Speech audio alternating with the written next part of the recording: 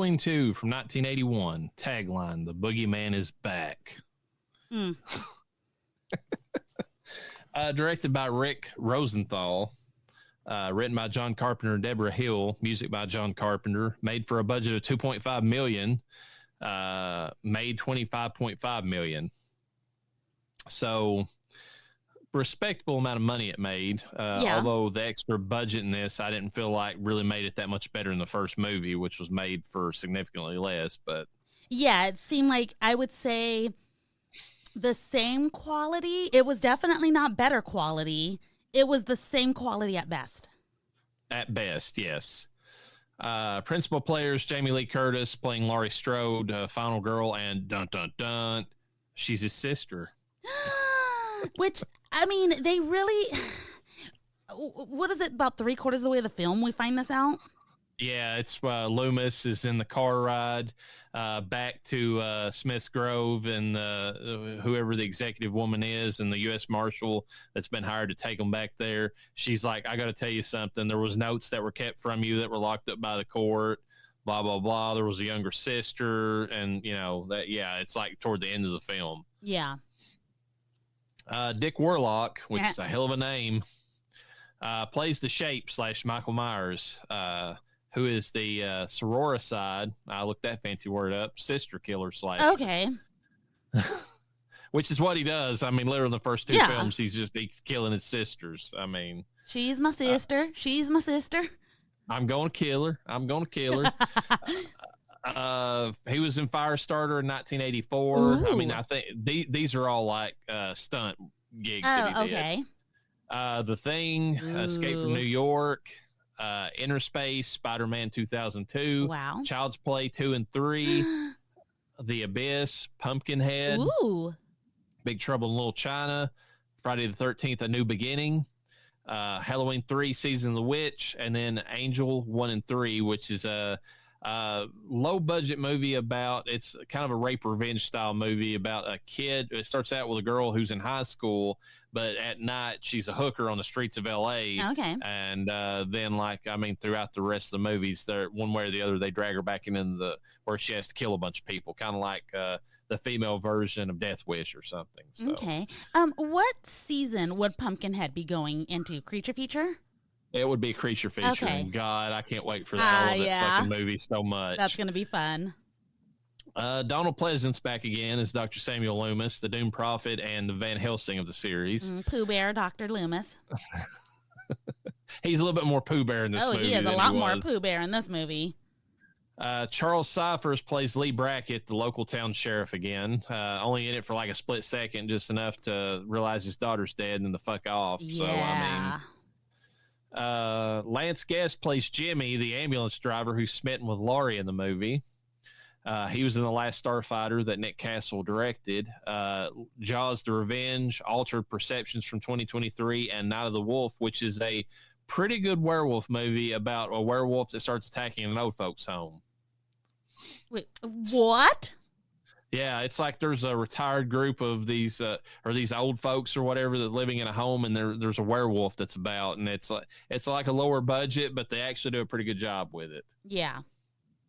Annie Brewer plays Alice Martin, Haddonfield High School student. Jack Verboy plays Bennett Ben Tramer, Laurie's ill-fated love. Got ran over by a police car and then blows up instantly whenever he gets hit. He's a stuntman that was in Escape from New York, Predator, Casino, Scarface, and Army of Darkness. Cliff Emick plays Mr. Garrett, the hospital security guard. Oh, I was thinking Mr. Garrison. I'm so dumb. And he's sadly one of those guys who was heavy back in the 70s or early 80s, which was next to nobody because whatever they done to our food and caused us all to get overweight or whatever happened to us wasn't a thing then. So if you were fat back in those days, people let you know about it. And poor Cliff, I mean, he was one of them. Yeah. Leo Rossi plays Vincent Bud the Chud Scarlatti. He's not Bud the Chud, he's just Bud, but he's an EMT and a horn dog.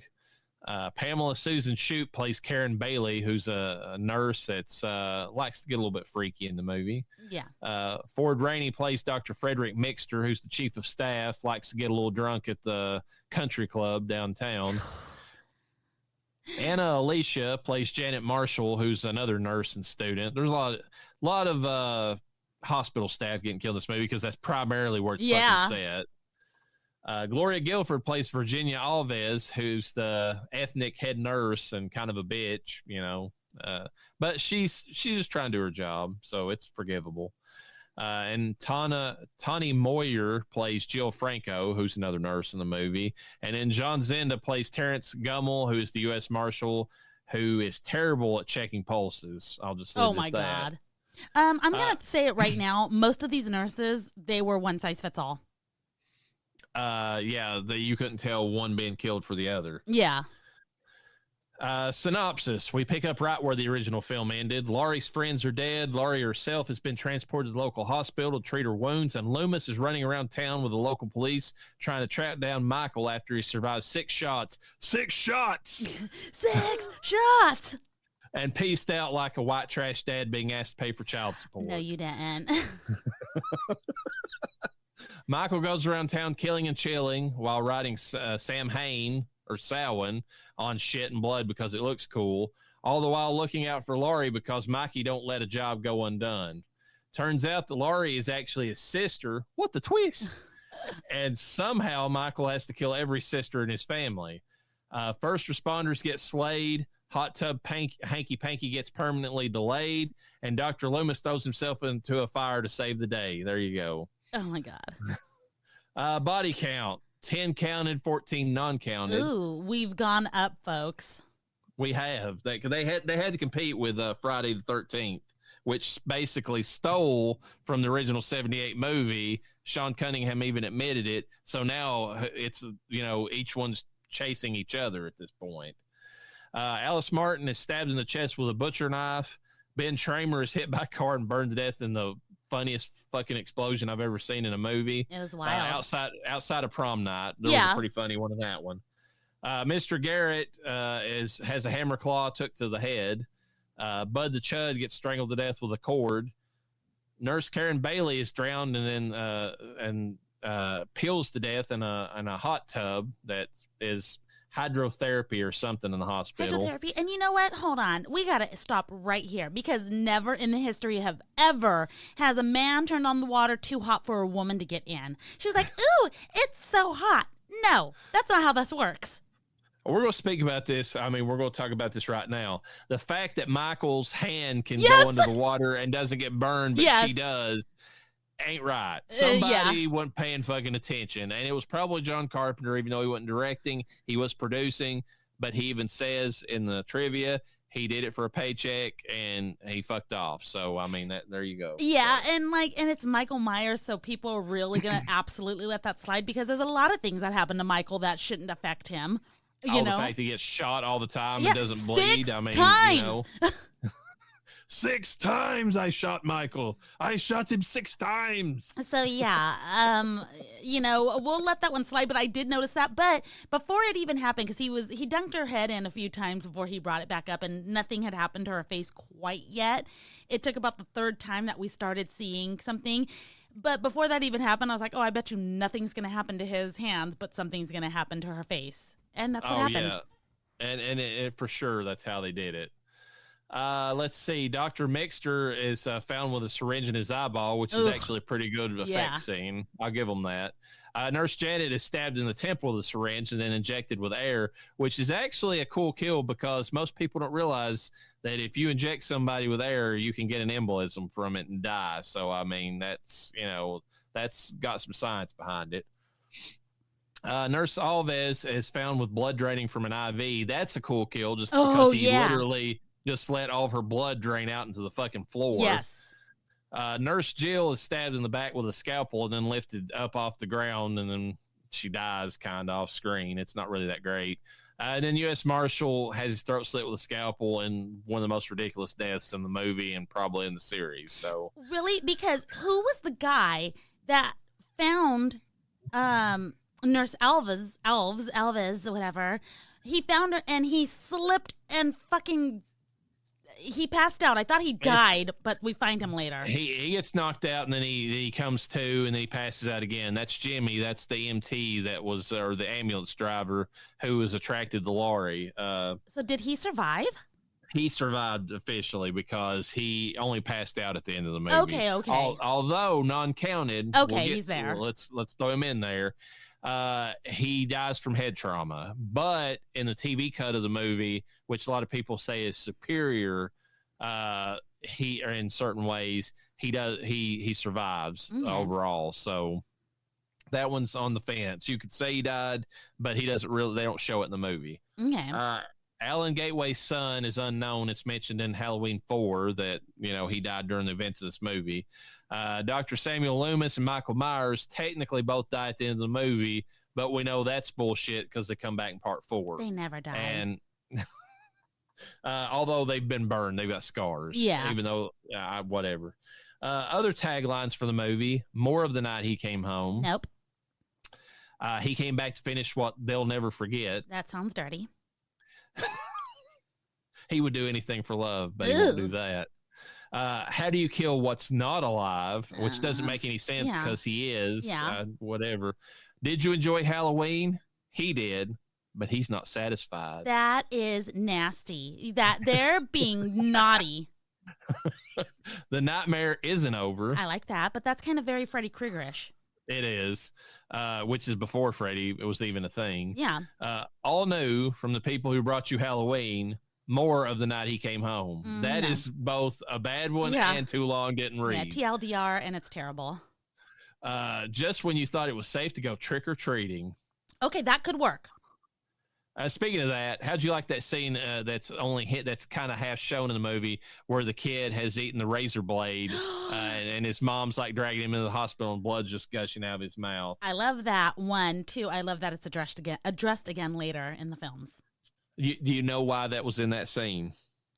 Because Carpenter had fully planned on part 3, and then on being, like we said, different types of movies, and he was totally going to make a movie about candy being deadly, to kids or whatever. I didn't know that, but it makes sense. But again, like I said, the one thing I do know and that I love is that they addressed this again in another film. So. Let's see. They couldn't stop him. Now he's back! ! It works. It's only a murderer. ... It's not only a murderer. ... It's an indestructible terror! TLDR.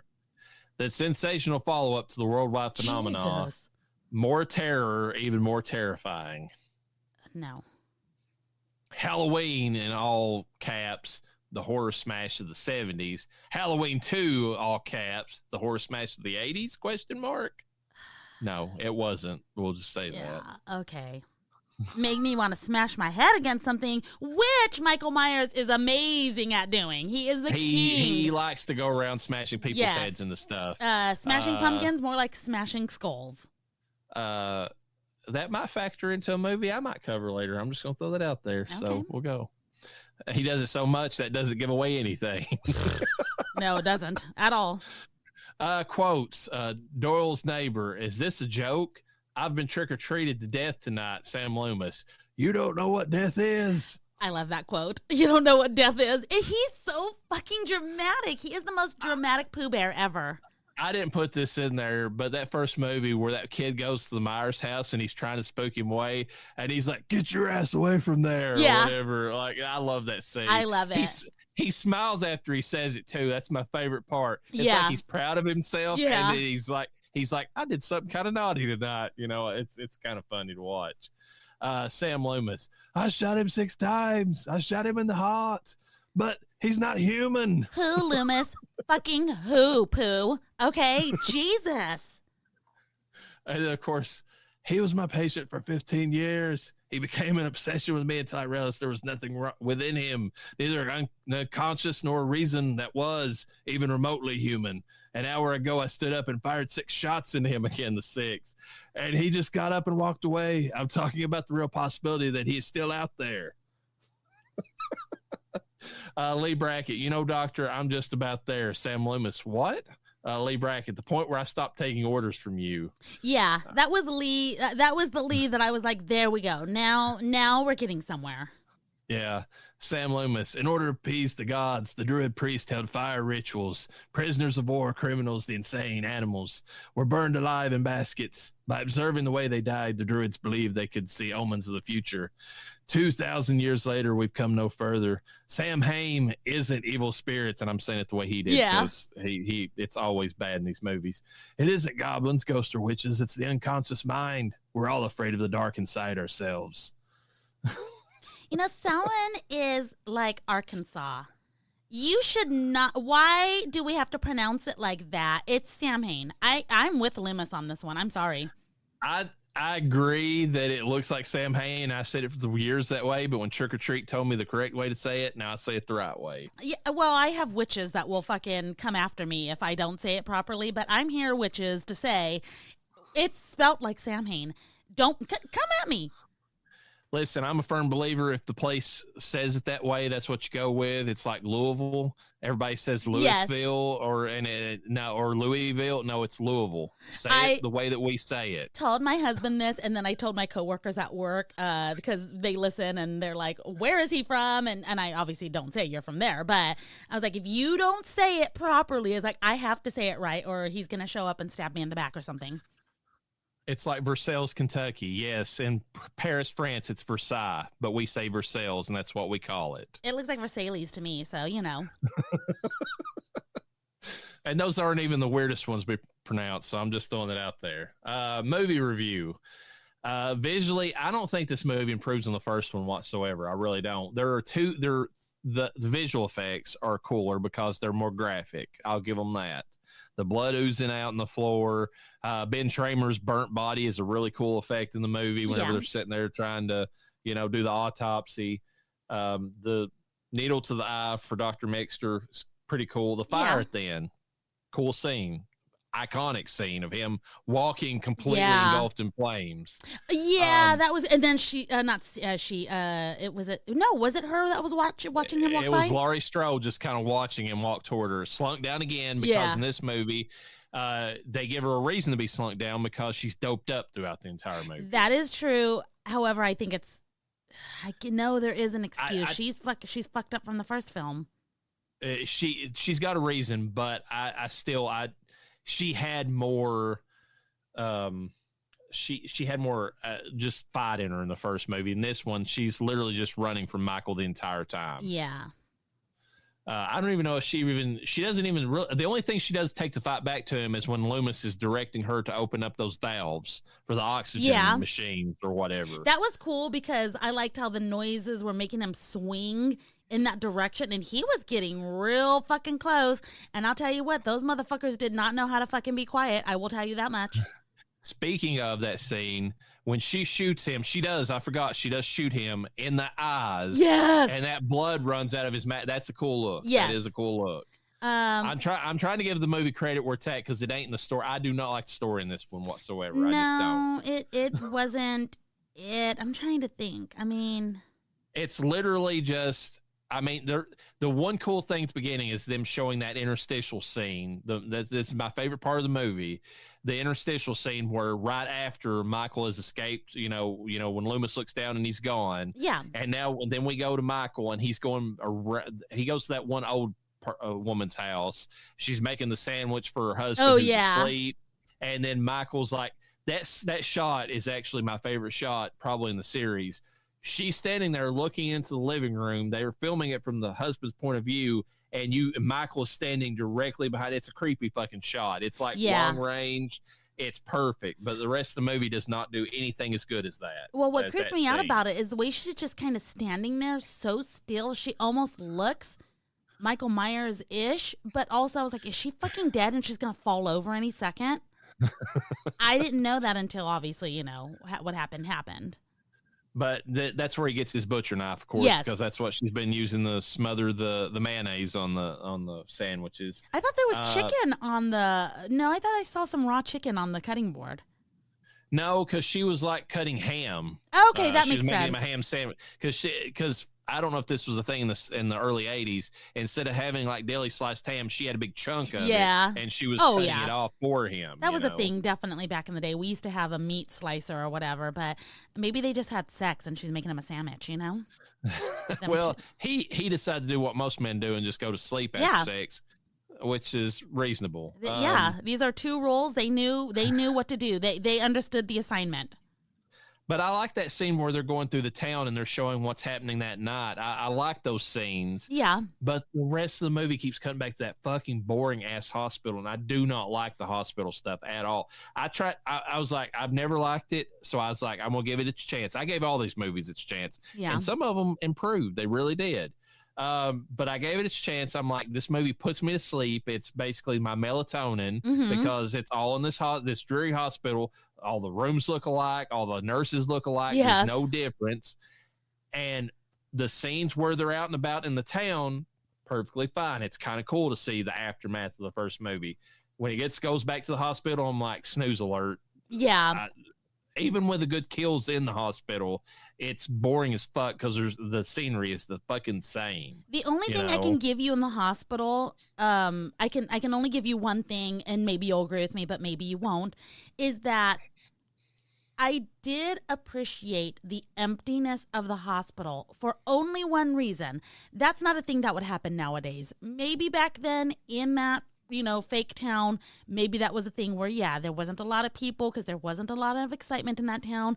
They say it throughout the film series, a town where nothing exciting ever happens. I literally think that Michael Myers is the only thing exciting that's ever happened to that town, But can you imagine how terrifying it would be to walk out of the hospital and be screaming and there's no one there to help you?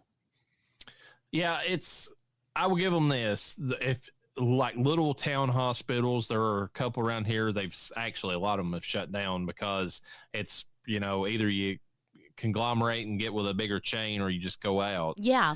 They are, there's less people there because they're more of a triage center. Like if you need something more severe or like higher level surgery or whatever, they will transport you to another facility. Yeah. Basically, they're only there to treat like immediate, like, let's get them stabilized. Let's get them, back out to another place, Yeah, exactly. And I do like how dark it is. And I like how, just creepy. I like how empty it is. But it also feels wrong, too, because it's Halloween night. And most healthcare providers will tell you full moons and Halloween are some of the busiest times of the year just because, people get stupid, on those nights. Oh, yeah. And so I don't believe that it would be as dead in there as what they made it out. Oh, Jesus Christ, Noah. That's my husband.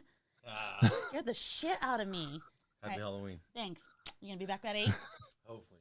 What do you mean, hopefully? That's what we discussed. He's waving at me like an old man. Waving. Yeah. All right, babe. I'll see you later.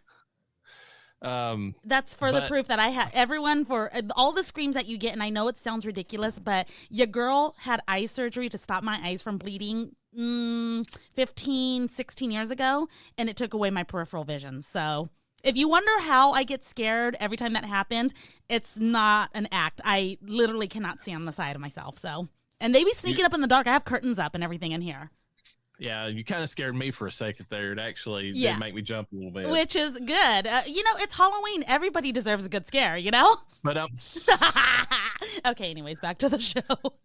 But getting back to the movie, visually, like I said, the kills are better, but I don't think it looks better as far as the cinematography. I really don't. No, but they had a cheat code. They had a bigger budget, and I'm not going to pretend that the explosions, even though terrible, were not exciting.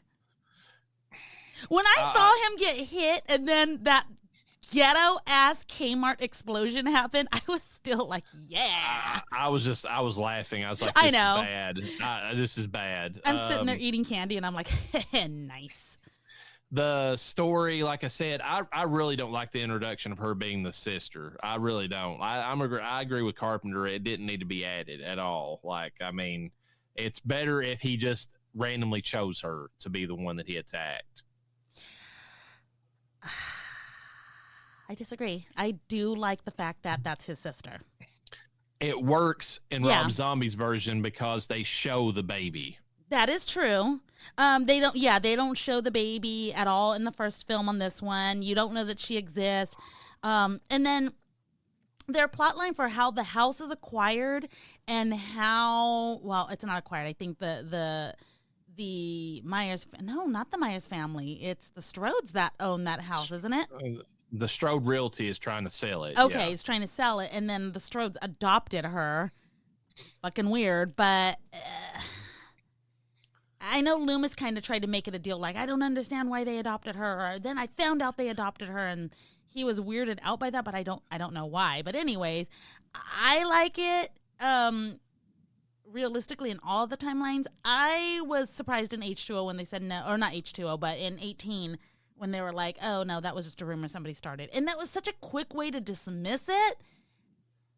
It was just, I don't know. I wasn't buying it. I thought she was just kind of like trying to say that to kind of get it past. It felt so generic when she said, oh, no, that's just something somebody said. Think about other shit. Don't think about that, you know? I went the opposite way because I don't like it. And I don't think David Gordon Green or Danny McBride care for it as a plot line. So whenever they threw it in there, it was just like them basically saying, fuck anybody who says that she's his sister, because she's not. Basically. That's clearly what they felt, because the way they poo-pooed it was, again, it was very quick. It was to the point. I get it, but like it was just like, really?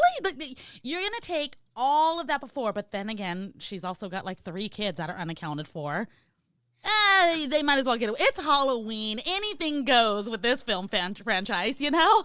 Well, I liken it to the multiverse that Marvel likes to throw out there. It's like different continuities based upon different parallel universes. So there you go. I mean, like the siblings. You don't. Okay, we're just going to have to disagree on that one.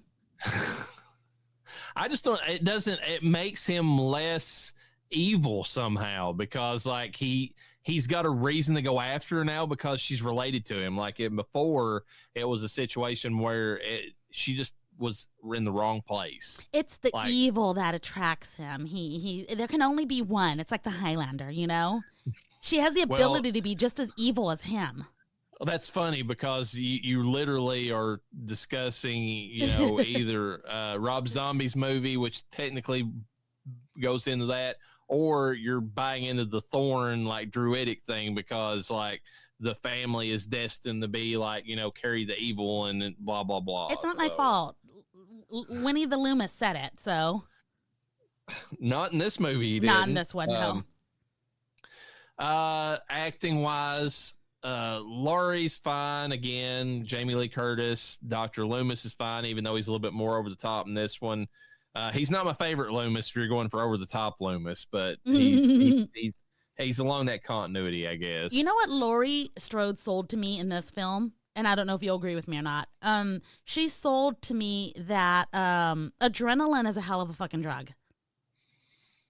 Yeah, she also, she sold like legit how, just like after the nerves have wore off, like how just tired and just ragged somebody feels. Like once that adrenaline spike goes away, and you've had a moment, like just how drained you are. Like they do a good job of making her that way in the movie. Yeah, because I'm thinking in this film, not only is she fucked up, but she's also drugged.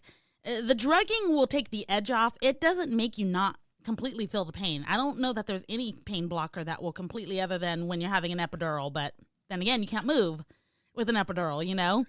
The only thing that stops the pain and intense pain is from induce a medical coma, because you have to shut the brain down to stop the pain. So she's fucked up on drugs. She's in pain still, and she's got to run for her fucking life. The only thing that would have gotten her through that would be, in my opinion, would be adrenaline or crack. I can't say that the acting for the Dick Warlock who played, and it's not his fault because I've got it in the trivia. Deborah Hill told him to be very slow in this movie, and he was disappointed whenever he saw how it came out, and then she bitched about it, and then he was like, "What the fuck? You were the one when I asked you if I was going too slow, you said it looked fine." but she threw him under the bus after, and she's like, I don't know why he was so slow. That's bad acting, even though he asked her, do I need to speed up? You're the one giving me directions. Like, nah, you're good. It's all good. But he is too fucking slow. That scene where he tries to go after I believe it's Laurie in the elevator, and he walks forever slow. And when he finally gets up there, he barely reaches his hand in. So fucking lame. Everybody knows if you're wanting an elevator to go somewhere and some fuckhead comes up and even gets in. I know this is the 80s. I know this is the 80s, and the sensors might be different now. But even with that, if they get the least little bit, if somebody puts the least little bit of pressure on that fucking door, it's going back the other way. I don't care. Fuck. I mean, so you know what though? But do you need to? Does Michael Myers really need to be fast when he can teleport? He doesn't need to be fast, but he needs to be threatening. And him walking that slow is not threatening. It's not. Yeah, but okay, think about it this way: zombies. Now, I know there's faster ones in today's times, but even the slower ones back in the day were fucking effective. The motherfuckers just be showing up out of nowhere. They be teleporting too. Well, the thing about zombies is that there's a bunch of them. So that's true. And they never stop, which, I mean, I guess you could argue about Michael, but at the same time, he's one man. And, I mean, there's not multiple versions of him that are coming after you. It's the threat of so many coming at you and that overwhelming horde. Him moving slow does not add to anything. It works in the first movie because he's mostly in the background. Yeah. And he's mostly, and that he's waiting to strike. He's like like some kind of, predatory cat or something that's just biding its time waiting for you to get in the right position so he can strike out. This movie, he's like literally behind you, but he still can't reach you for long lengths of the movie, For this fool being a mouth breather, he sure is fucking quiet when he needs to be. These bitches could learn from him because they be hiding and they're like, that's another thing. That's another thing I don't like in this movie. They give him away quite a bit in this movie by going, yeah,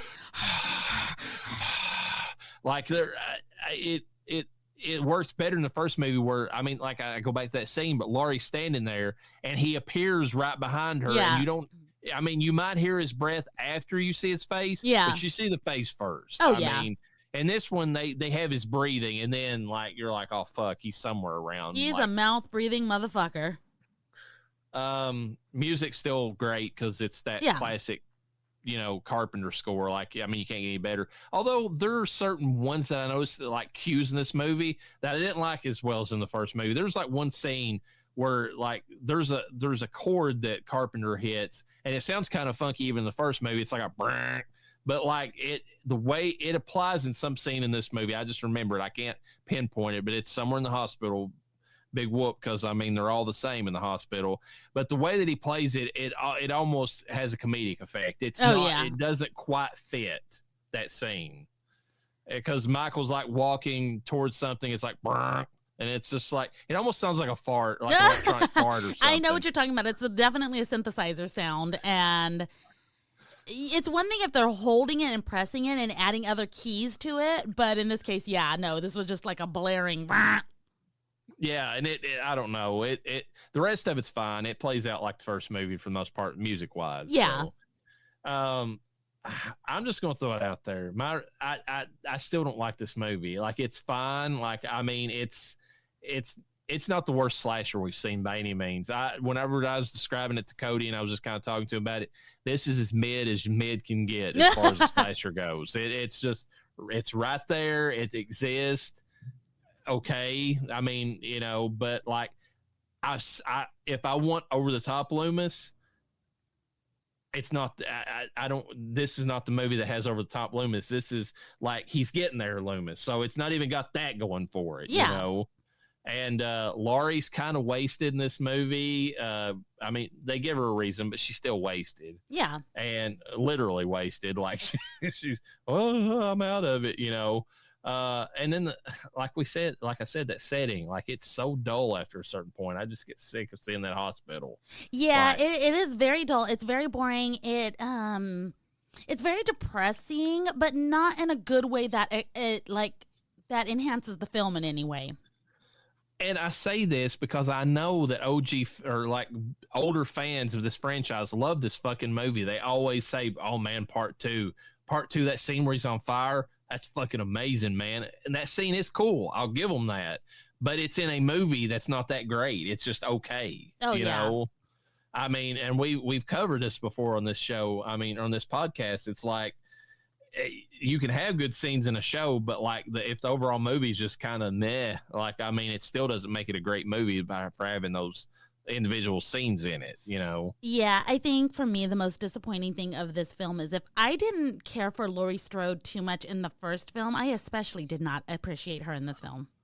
No, that's what I was telling. Yeah. That's what I was meaning earlier. Oh no, like, I know. If you didn't think she did much in the first one, she does nothing in this one at all. Yeah, and so I really started questioning life after this film.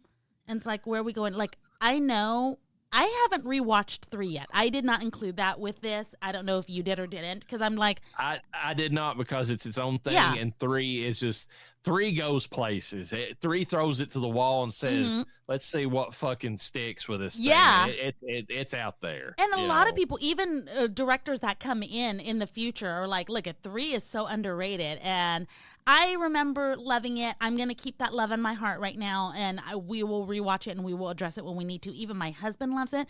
Coworkers that I've been talking to are like, oh yeah, I loved Season of the Witch. The best thing that David Gordon Green and Danny McBride did in Halloween Kills, even if you didn't like, Evil Dies Tonight, they fucking brought the mask. They brought the mask back. Part 3. Yes, they did. I love that. I am so glad that they did that. That just shows a love and respect for the franchise that you gotta have. I don't care if it's not a Michael Myers movie, and I know we are reviewing Michael Myers as a slasher right now, and I'm giving him the love and respect that he deserves. However, that film is a Halloween film, and it should not be excluded from the watch list. It shouldn't be. Also, what hurts this movie otherwise, and I thought about this, the best scenes in this movie, as I've said, for me, is that seeing the town, while he's going on the rampage afterward. Yeah. Halloween 2018 does that better. It does. Yeah, like they do. The scene where he's going from house to house, they're like in the middle section of the movie, it takes all the best parts from this and they reconfigure. Like I said, there's a lot of scenes in that 2018 film that go back to the previous 2. But they take some scenes where, especially like the interactions with the neighbors, and do them better, because there's, I mean, just the way it's filmed, the way that the chaos in the streets is, it's better done in 2018. I know that's, I mean, and I'm trying not to, take another movie and judge this one against it. But when that other movie exists now, you can't, I mean, I know plenty of people that's like, I don't really care for that David Gordon Green fucker in his movies, but goddamn, part 2's like the best thing ever. He took some of the best parts from part 2 and threw it in 2018. Yes. So don't bitch about 2018, because it's actually improving upon some of this stuff. I feel like one way or another, we're going to be disappointed if we have a really good part 1 and part 2 of a horror franchise, and then it's remade later on and the remake sucks. We're going to be like, fuck, why did you even touch that? Don't you dare. You suck. I hate you, whatever. But if we have a good part 1 and 2, but we have an even better remake, then it's like, fuck, the classic sucks. And I don't know which one hurts worse. I feel like it sucks to have the classic, not be the best. I don't know if that's ever a possibility, though, because if the first movie was good and they do a remake that's better, that doesn't take away from the first movie. That's true. It's just that they took what worked, or maybe went a different direction with it. Like John Carpenter's The Thing. I mean, there's a lot of people that liked it, and I don't know if Carpenter did, and that's the reason he took on the job. But a lot of people liked The Thing from Outer Space. They said it was a good classic movie. But then Carpenter came in, went a different route. He basically went back to the book that the movie was based on, and took like a different inspiration and made a movie that fucking people just amazed by. So, I mean, it's just like you, and there's a lot of people that like older folks that still love that original movie. So it didn't take away from that movie, their enjoyment of it. It just gave another alternative. And that's what good remakes can do. Yeah. And so I don't I can rephrase my statement a little bit differently, though, because you can also have a franchise that has a 1 and 2 that kicks off a franchise. It's not necessarily good, but for some reason, it stuck.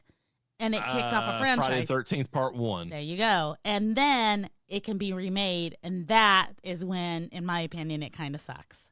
And there's a lot of older horror fans that have went back to Part 1 and I don't. It's their opinion; they can have it, but they try to throw out there Friday the 13th as some kind of masterpiece. I don't know what they're seeing in it because the original Friday the 13th is just okay. It's just okay. It just is. I think that because the problem is that most of the people that are seeing Friday the 13th, they know Jason Voorhees. So when they watch it for the first time, they're like, Mrs. Voorhees? It's like what a twist to them. You know, it's like, oh my God. And that was a pretty cool twist back in the day. But the hockey mask didn't even exist. Like, there's not a lot. I don't know. It's good. I'm glad that it exists to give us what it gave us. Yeah, I don't hate it, and like I said, I don't hate this. This is just like, but it's not as good as everybody as like some of these older fans like make it out to be. At least not in my opinion. It just isn't. They're just trying to be one of those. Well, I thought it was cool before everyone else thought it was cool. You know. Yeah, that's a lot of it too. It's just like, well, you didn't appreciate the fact that Michael was Laurie's brother because you didn't realize that it was revealed like 3/4 of the way through Part 2. It's like, yeah, I saw it, and I think it's a bad reveal, but whatever, you know, it's okay. I don't. This film is. It's not one that I would like go out of my way to watch. You know what? I just thought of something. The reveal in Part 2 that Laurie Strode is his sister is, to me, just as bad as the reveal that Laurie Strode is not his sister in 18. They were just as bad. They were just very, oh, and by the way, you're his sister.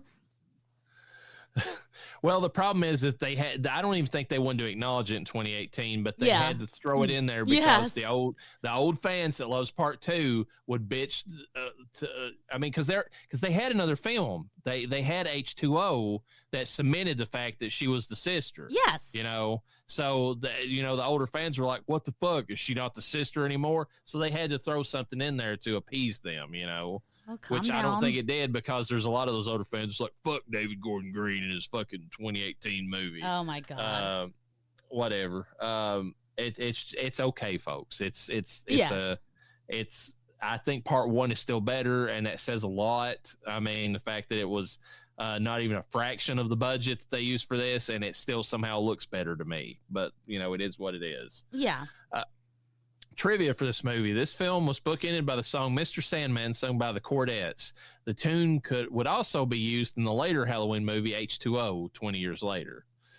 To get the role of Michael Myers, Dick Warlock revealed that as he passed by a room, the Michael Myers mask was on a table. He put the mask on and walked into Rick Rosenthal's office and just stood there. After Rosenthal continuously asked him who he was and he didn't reply, he took off the mask and asked if he could play Michael Myers at that point. I mean, that's one. If you can't live 2 doors down and be friends with John Carpenter and get the role, just go in there and put the mask on and just stand there. I mean, that's another way to get the role. I mean, if you want to be in a film as a screen queen, just walk in and show your tits. This film is set immediately after the first Halloween in 78. Since Jamie Lee Curtis had begun to wear a much shorter hairstyle in the 80s, she had to wear a wig that matched her original hairstyle for the film. And that wig doesn't look that great, I don't think. It's okay, but this is the only Halloween film to show the morning after the 31st. Every other Halloween movie ends on Halloween night. Oh, yeah. Okay, because I was kind of looking for that in other films where it's like, okay, where's the next day, you know? Yeah, I think Kills maybe takes place later that same night, and then when you get to Ends, it skips ahead. Like it's like not even the same year. It's like years down the road or something. The sequel, though not as successful as the box office of the original film, still grossed more money than other 1980 horror movies such as The Howling, Friday the 13th Part 2, and The Final Conflict. The fact that this movie came out with Friday the 13th Part 2 came out, which I think is a much better film, says a lot about this one. I mean, people can be fans of it, but they got to admit the game had been upped at that point. Yeah, it's funny because shout out to my girl Sarai at work, but she said that our review of Part 2, Friday the 13th Part 2, gave her like this newfound, like, I didn't realize how good this film was. And it's like, I didn't realize it until we went back and watched it because I didn't grow up on it, honestly. I grew up on 6, and then I went back and like picked up 4, and then like I piddled my way through the rest of them. Well, same. I mean, look at me watching some of these for the first time ever. And then, of course, 7, which had the biggest drop for me, was one that I remember watching the shit out of too whenever I was a kid, and like it to me, it just didn't stand up as well. But that sometimes that happens. Dick Warlock made sure that everyone was safe when they filmed the death scenes. For example, during Leo Rossi's death scene where he was strangled from behind, he told Leo Rossi to arch his back and his arms further as he gave 4 tugs, telling him to go limp after 4 tug and he would cushion the fall. Aww. That's pretty nice of him. He's a gentle killer. You know what? We could use people like that on the set of movies. Certain actor that likes to shoot off guns. You mean director that shoots off guns that's no longer with us? My bad. Yes. R.I.P. William Friedkin. You were an asshole, but I mean, hopefully you went to the good place. I don't know how you did, but I mean, that's not me to judge, so whatever. John Carpenter and Deborah Hill originally had no interest in making a sequel, as they believed the original Halloween was a standalone movie. Carpenter also felt at the time that the studio hadn't paid him a fair amount of money for writing and directing the original movie, although we just said he accepted it. Yeah. And it was a pretty good sum, so that's on him. But considering that it had been so profitable, he wanted more money. When the studio offered him more money to write the script for the sequel, Carpenter accepted the job as well as producer's credit, so that he earned back what he believed was what he was owed from the first movie, and he immediately received a significant back-end salary for 78 years later as well. However, due to lack of ideas, the script not forming out as well as he thought, and he was personally stated that the only thing helping him through the screenplay process was a 6-pack of Budweiser every day. That led him to what he believes an inferior script and bad choices in the movie's story. He later called Halloween 2 an abomination, a horrible movie. Wow. I got to agree with John Carpenter on this. Like, he's got some bad takes now, and I think it's the weed. I really do. It's the weed and the Call of Duty. He's got some bad takes, but the man knew what he was talking about whenever he was bitching about this movie. He really did. And he has also said, I got to give him credit for this. When people like bitch about movies that like have his name attached to them now, and he tells them, he's like, well, I got paid for it. So yeah. I mean, look, he got his paper. That's all he cares about. And you know what? It's still a cult classic. How many of us can say we've accomplished that? Hardly any of us. He came out and said that Halloween Kills was, he thinks, a pretty damn good movie from David Gordon Green. That's caught a lot of flack from people because a lot of people don't like Kills. I don't hate the movie. I really don't. But I think The Evil Dies Tonight was pretty fucking stupid in it. It said to me. Yeah, quit making us promises. Y'all be lying with these taglines. And The Body and the Blood and that new Exorcist movie, The Believer, that's the same kind of bullshit. Yeah. But Halloween 2 was originally written to take place in a high-rise apartment building. Later in script meetings, however, the setting was changed to the hospital. Yeah, I don't think Evil Dead Rise, a.k.a. Michael Myers Rise, would been Michael Myers Rise. I do love Evil Dead Rise and the location that they set. That movie couldn't have been... I love how it was just one fucking floor. Like, you think that it's the whole ass building. No, it's one floor. And I like how they did it. I really did. Yeah. And for this particular, I don't know. I think that the deaths that they chose in the location, I think it works. Even though you and I both agree that the hospital was bleh. They could have done something more. They could have spiced it up a little bit. They could have made not the nurses look like all the girls from a fucking, I don't know, those 80s music videos back in the day where all the girls were dressed as band members behind the fucking singer. Oh, yeah, like Addicted to Love. Yeah, like Addicted to Blood. Yeah. Have Michael Myers on a guitar, Yeah. and he's playing that song, and then the nurses are behind him, and they've got the IVs Yeah. with the blood draining out of them as they're dancing or whatever. Yeah, Something. that'd been pretty good. Yeah, I mean, we could do that now and probably have a decent TikTok hit, but no, That's actually not a bad idea, but anyway. I know. I digress. No, but seriously, like the nurses, it was like, who died? Wait, didn't she die already? Like, what the fuck, The only ones that were noticeable were the ones that kind of covered up, Yeah, and then Alves, because, like, obviously she's the only one who is not just a blonde white chick. Yes, correct.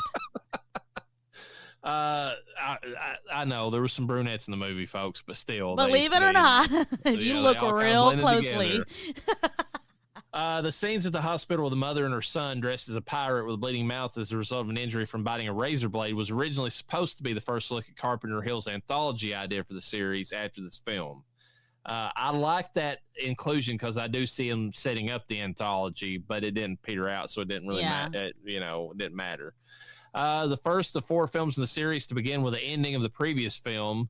Halloween 5 picked up where Halloween 4 left off. Halloween 2 from 2009 picks up where the series reboot 2007 ended. And Halloween Kills continues directly from Halloween 2018 and even briefly from Halloween 1978. So. Okay, pardon me for a moment as I read that out loud so I can absorb what information you're sharing with me. The first 4 films in the series to begin with the ending of the previous films, Halloween. It's basically like previously on Halloween, Oh God, get us Jensen Ackles here. Okay, Sammy! So 4 led right into 5. Hold on. Yeah, 4 led into 5. Halloween 2007 led into Halloween 2009. Okay. And then Halloween 2018 led directly into Halloween Kills. Well, didn't technically 1 lead right into 2, but we've already discussed that, so I guess that's why not. That's why I say it's the first of the 4 films to do that. So. Okay. Look at me. Okay. To achieve the bloody tears scene, according to Dick Warlock, in the mask's forehead was a bulb of fake blood, and when Dick Warlock stumbled back and put his hand on the mask, is when the blood was released. I love it. It's a cool look. Yeah. Deborah Hill years later knocked Dick Warlock's portrayal as Michael Myers, claiming he didn't move as well as Nick Castle or have his body language. Dick defended himself, saying he followed her instructions all the time while she was on the set, and she never showed any dissatisfaction with his work at the time of filming. Hey, Deborah, quit being a dick. The fuck, dude? He did fine. Leave him alone. I know he was slower. Like, I get it, but that's your fucking fault. That is her fault, literally. John Carpenter produced, supervised, and co-scripted, and even directed uncredited a few additional scenes for this film. Carpenter's music from the first film was also used, and he was involved in the film's post-production. So he actually did quite a bit on the movie, even if he, No, his name deserves to be on the top of these. John Carpenter's, yeah, you got it, babe. Until Halloween 2018, this was the only one of the only 2 Halloween films released by Universal Studios.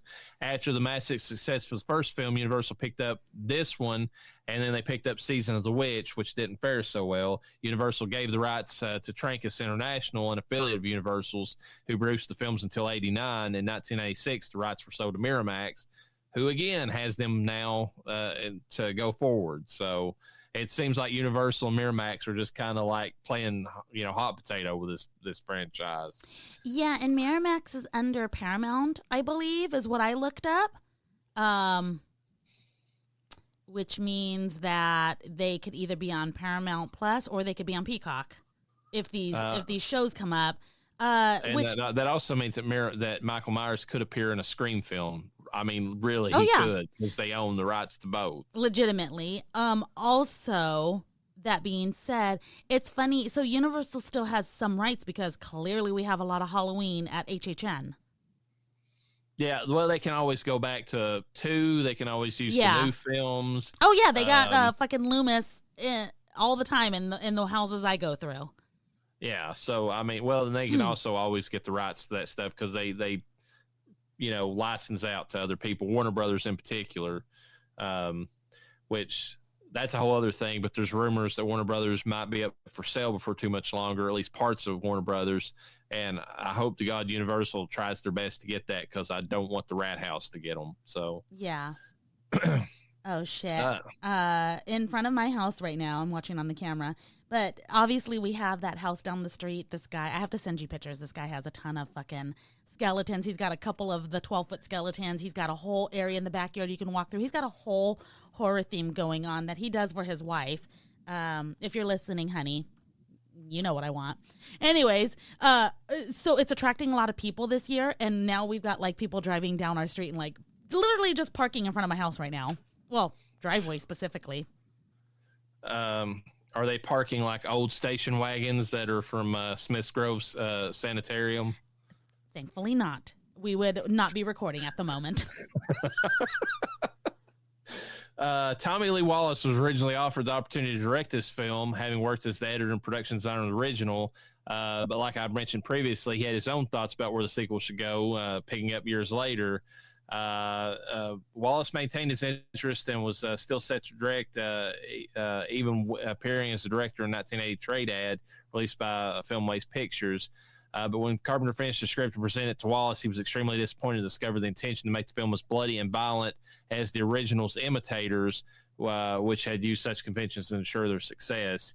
Basically, he withdrew because he felt like that they should have kept it bloodless, kind of like or as bloodless as possible as the first movie. No. It would have worked if they would have done something different besides the hospital. But yeah. But if you have that boring ass set, yes, you got to have something else to pull the attention. Yeah, and like I will agree with you profusely that you got to have explosions and all that to pump up the fact that you've got the shitty set that you're working with. You got the budget, you got to spice it up a little bit, and they tried. We'll just throw it there. They tried. An attempt was made. They did good on a lot of things, but I'm glad it wasn't. Can you imagine how more boring this movie would be if it was bloodless? Yeah, it'd be, especially, I mean, that's one of the best things about that scene with Nurse Alves or whatever, is just like that blood dripping out of her arm. I mean, that's pretty cool.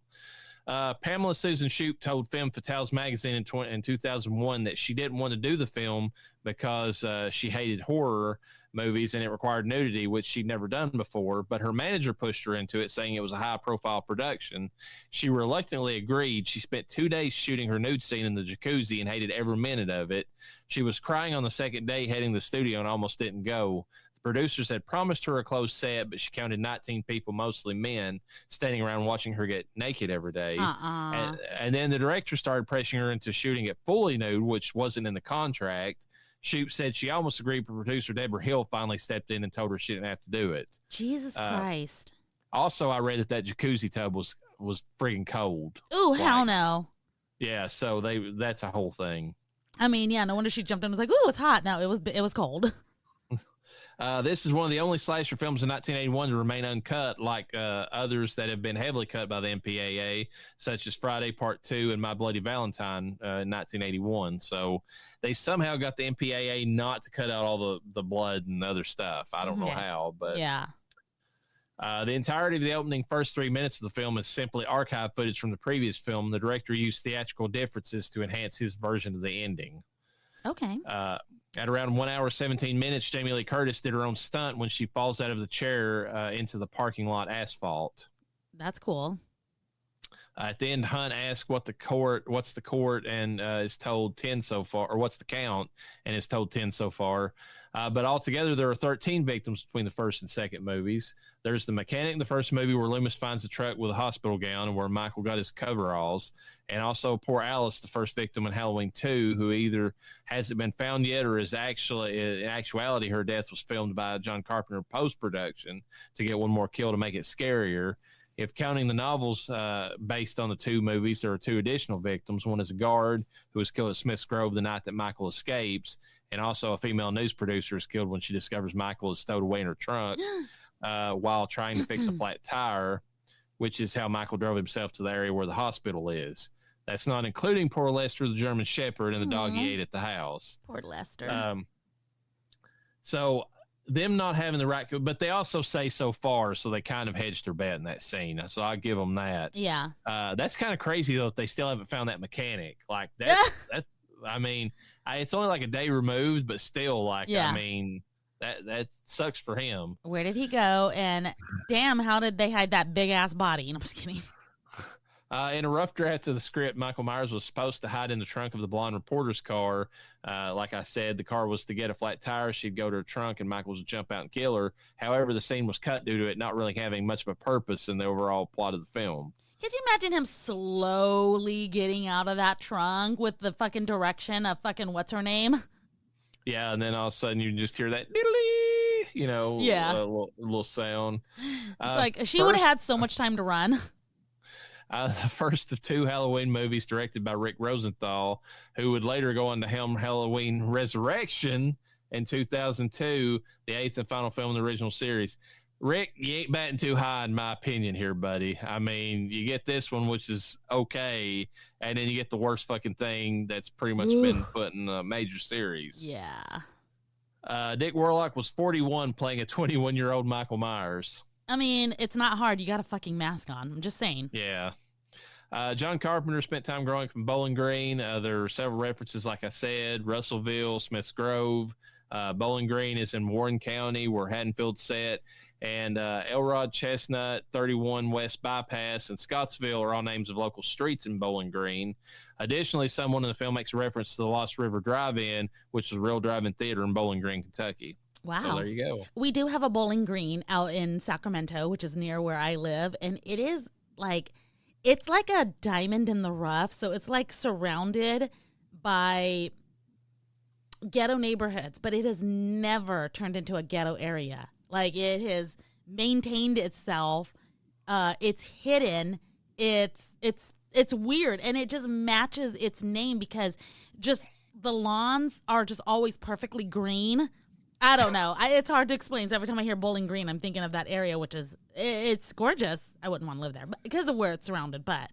The one here in Kentucky is pretty nice too, but it's one of those towns that's like very, it's sprawling, I guess is what I'm looking for. Like, it's not, I mean, like, it's like, how long, I mean, am I still in Bowling Green? Yes, you're in Bowling Green, because it's like, there's like different sections of the interstate that, like, connect it, and it just goes on and on and on with a lot of suburbs and stuff like that, and it's not like concentrated like some of the bigger cities are.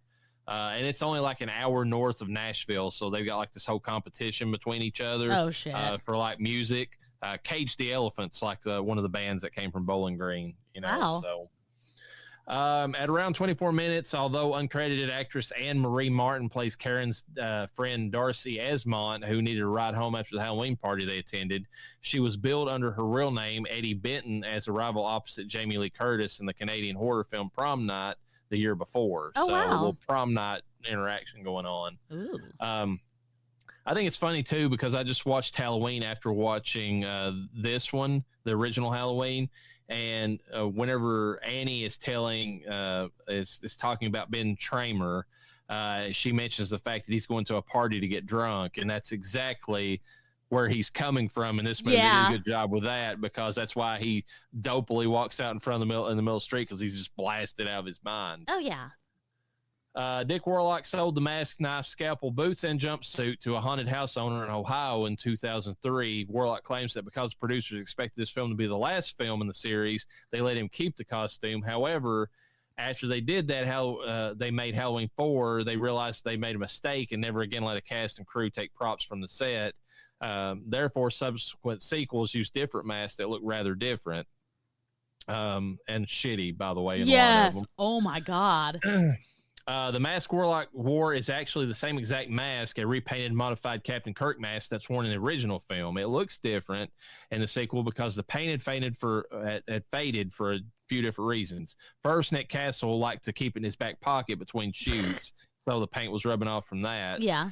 Deborah Hill kept the mask on her bed for several years, and she was basically a chain smoker, so it got yellowish tint from all the smoke that she damaged it with.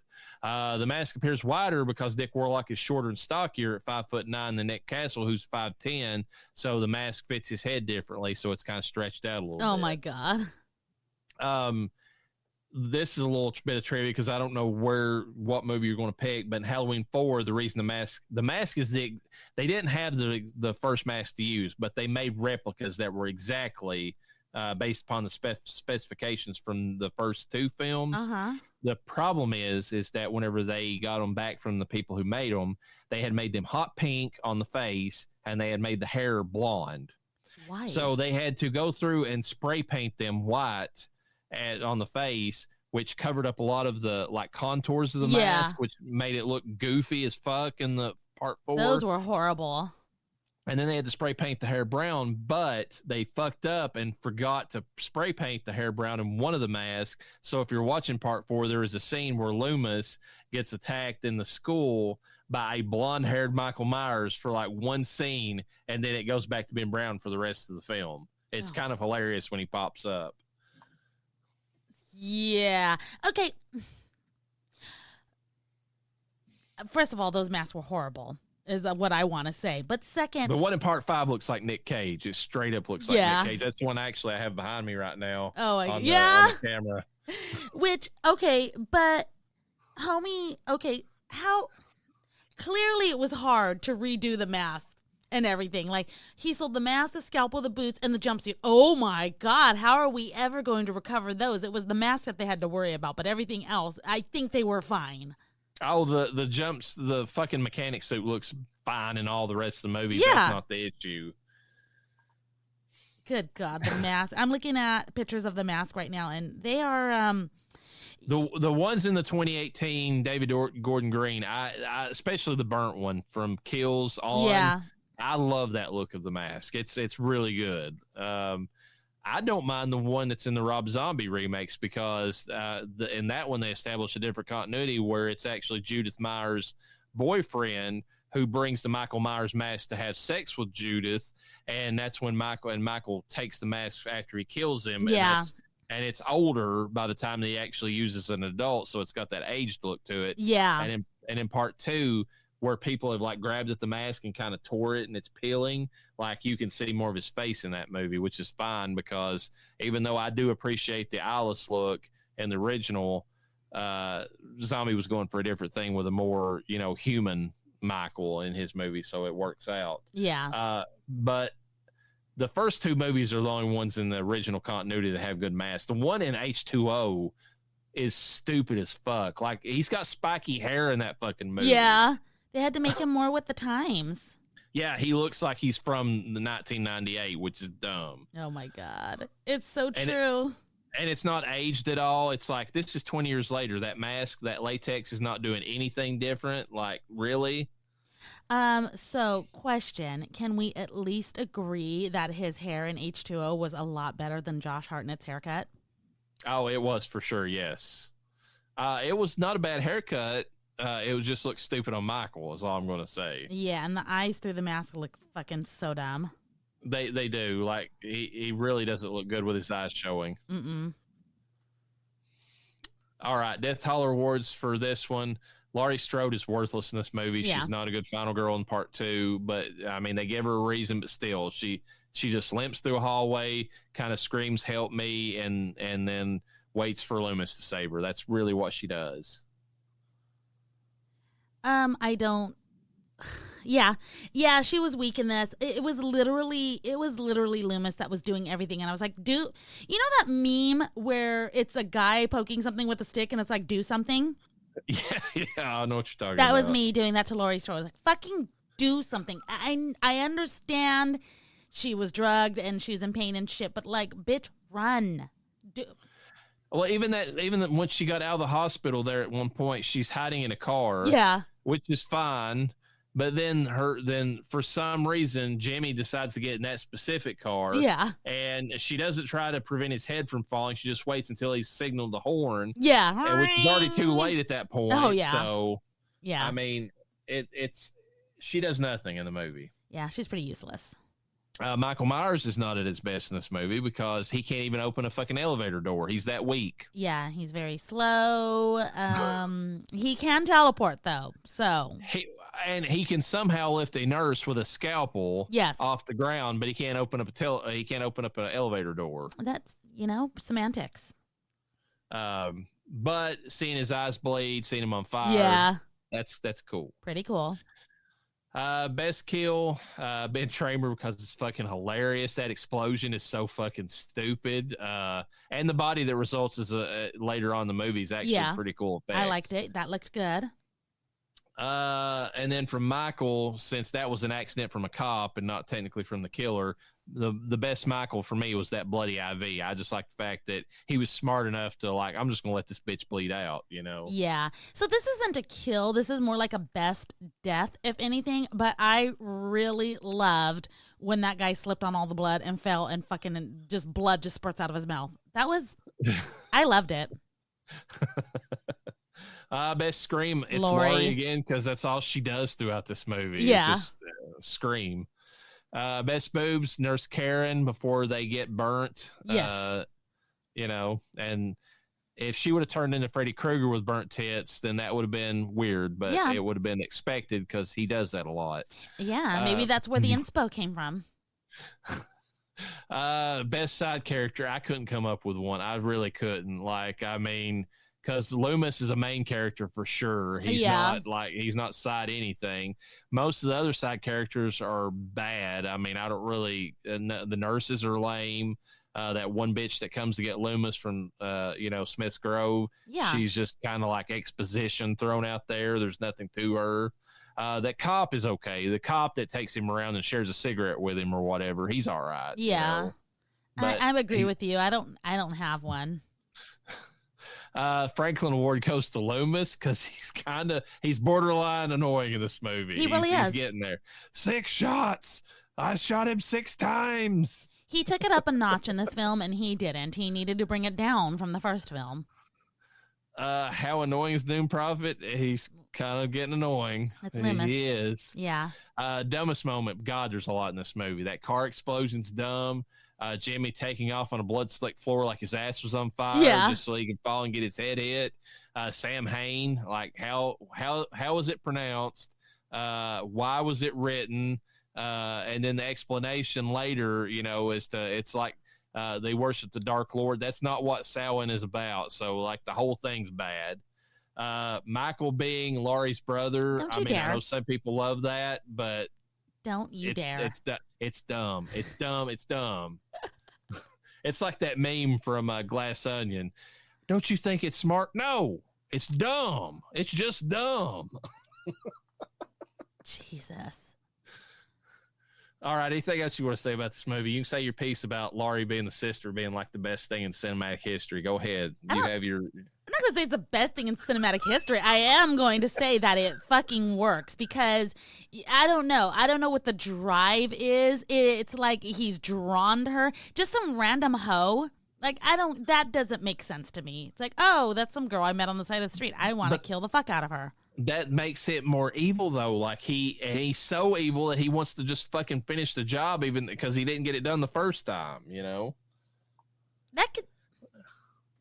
Like, he doesn't want to let go. Like that. What she randomly walked up to the steps of his parents' house. He's like, fuck this bitch. She's dead. He didn't get the job done the first movie. He's just going to keep on coming after until he gets it over with. Well, Laurie comes back to life just as much as Michael does. It's in the blood. The body and the blood. Yes, the body and the blood. I have spoken. The prostitution rest. Are you going to say anything else to defend this movie? I have nothing to defend this movie. I told you my small key moments that I liked. I do appreciate that they did try to do something with the budget. Unfortunately, it was not a banger. There's little tweaks I feel that could have happened that would have made this better of a film. Make Laurie more of the final girl that we needed. Make her more the final girl. Set it less. Have the hospital be like the very last thing in the movie. Yeah. Have more Michael on the street. Yes, more Laurie in the sheets of the hospital and Michael in the streets. And then Laurie could be like hearing the news and like freaking out and thinking that she needs to like do something, yeah. or and give her like a little bit more something to react to. She has more time to prep. Absolutely, it would have added more. Bring Loomis down They a notch. actually did that in Halloween Kills, though, so they technically did that. Understandably. Loomis, bring him down a notch and have him start explaining things. You don't need to take 2 minutes. Like, he had monologues in the first film. You didn't even need that. Just take a second, be like, hey, there's a serial killer by the name of Michael Myers. He used to be my patient. He's crazy. He's armed and dangerous. We need to find him. Done. I did that in, 3 or 4 seconds? Yeah. Like, if you're going to be mad and scream something, at least scream something that makes sense. And get some depth to that voice, because you sound like fucking Winnie the Pooh. Do you think we should tell them what our picks are? Not until Halloween. Yep. If you guys want to know what our picks are, you're going to have to wait until Halloween. Dun, dun, dun. All right, folks. With that, peace be with you. And with your spirit.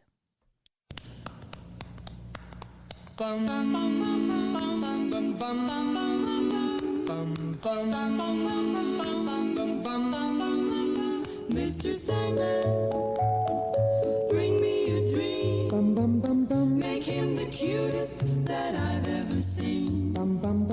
Give him 2 lips like roses and clover. Then tell him that his lonesome nights are over. Sandman, I'm so alone.